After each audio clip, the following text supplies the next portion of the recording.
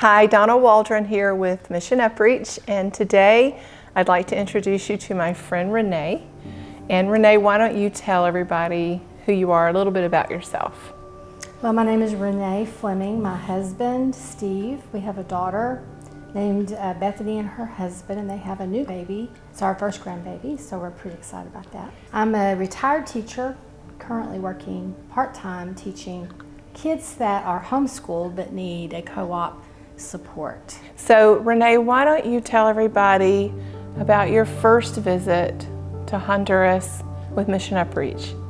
Well, years ago at Legacy, where I attend church, a guy stepped out in the audience, saw me right after church in the foyer, and he says, "Renee, you need to come with us to Honduras for our mission trip." And I was like, okay, give me more details. That's how we started coming. That was your first trip. We were going to do a medical mission, okay, a brigade, and then we've done years of VBS, right. choices. Do you remember how many times you've been since then?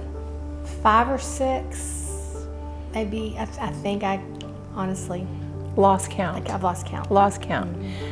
One of the reasons that I wanted to talk to you, Renee, and share your story with our friends is because I think God has used you in a really unique way with Mission Upreach, and specifically with our deaf population.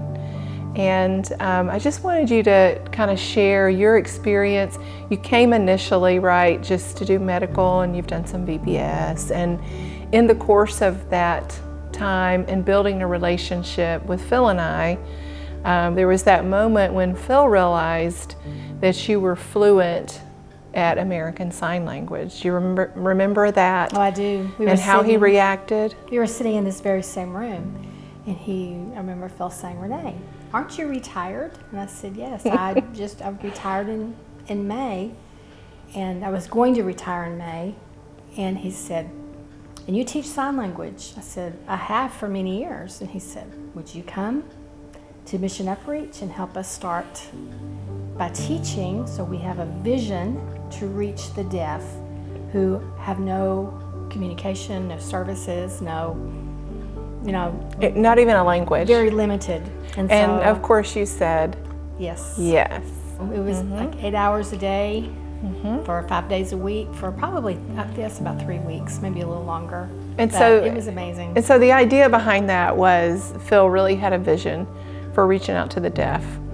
And he wanted it to be something that the mission and all of its team members could get excited about. And from there, we began seeking out deaf. And since the time that you came and kind of inspired us to learn sign language and to reach out to the deaf, we've been able to start a deaf ministry and also our deaf school for adults currently. And we have 21 students enrolled in that school. And we've been able to give them a language, and that has been a beautiful thing to watch. The thing that was amazing is when they first heard through sign language about God. Yes. That they didn't know that someone loved them no matter what. Yes. That it was unconditional. Yes. And I remember seeing tears when there were deaf that learned that for the first time. Wow. It's an incredible opportunity, isn't it? To be able to share the gospel with somebody who's literally never heard it. They don't even know their name sometimes. They don't have a language. And then to be able to explain to them that they have a God that loves them and a Jesus and a Savior that wants to save them. So it's pretty exciting to be a part of that. And again, Renee, your story is inspiring to me and to others because you have a skill, and God has taken you with that skill and used it in another country and used it to inspire others and teach the gospel. I think about the little seeds, plant the little seeds, and you have the opportunity and be willing and think, how much will it work or how much will it do? And then to see how God multiplies it is amazing. It is amazing.